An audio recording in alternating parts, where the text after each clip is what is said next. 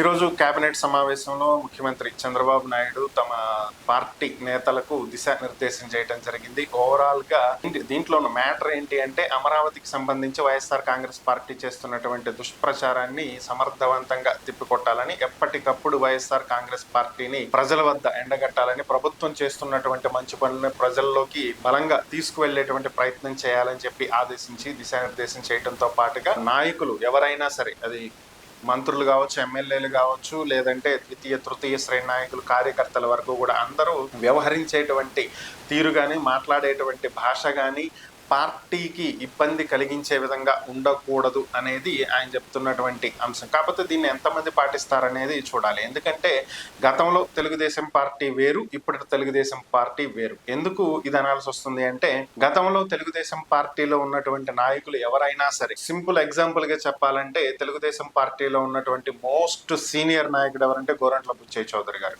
So ఆయన సుదీర్ఘకాలంగా పార్టీతో కొనసాగుతున్నటువంటి వ్యక్తి. గతంలో ఎలా ఉండేది పరిస్థితి అంటే, టీడీపీ నాయకులు ఎవరైనా సరే మాట్లాడేటువంటి తీరు కానీ, వ్యవహరించేటువంటి తీరు కానీ చాలా చాలా పాలిష్డ్గా ఉండేది. అంటే అడ్డగోలుగా ఏదంటే అది మాట్లాడటం, బూతులు మాట్లాడటం, వాళ్ళు ఏంగా లేని మేం చేస్తే తప్పేంటి అనేటువంటి ధోరణిలో వ్యవహరించడం అనేది గతంలో లేదు. తప్పుని తప్పుగా ఒప్పుకునేవాళ్ళు, ఒప్పుగా చూసేవాడు. ఒకవేళ ఏదైనా సరే పొరపాటున వాళ్ళ వల్ల తప్పు జరిగితే, అవును మా వల్ల ఈ తప్పు జరిగింది, మేము దీన్ని సరి చేసుకుంటామని చెప్పేటువంటి హుందాతనమైనటువంటి రాజకీయాలు అప్పట్లో నడిచింది.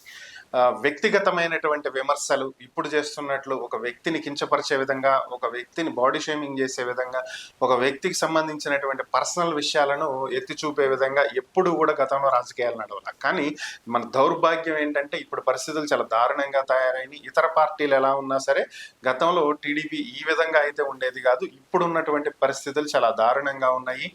సో క్రింది స్థాయి నాయకులు ఇష్టం వచ్చినట్లు వ్యవహరించటం, గతంతో పోల్చుకుంటే వైసీపీ చేసినటువంటి అరాచకాలకు ప్రజలు విసుగు చెంది కూటమికి అధికారం ఇచ్చారు. సో ఇప్పుడు కూటమి నేతలు కూడా దాదాపు అదే విధంగా వ్యవహరిస్తున్నటువంటి పరిస్థితి.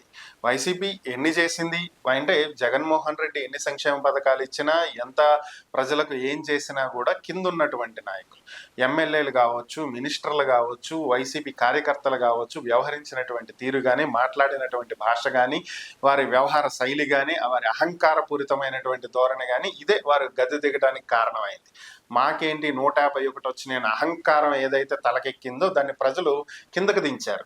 ఇప్పుడు మాకు 164 ఉన్నటువంటి అహంకారం కూటమి నేతల్లో కనిపిస్తుంది. ఇది కూడా రేపు దించుతారు. కాబట్టి ఒకసారి దీన్ని సరి చేసుకోవాలి. ఇదే చంద్రబాబు నాయుడు వారి నేతలకు చెప్తున్నటువంటి అంశం. బట్ ఇది ఎంతవరకు వాళ్ళు పాటిస్తారనేది చూడాలి.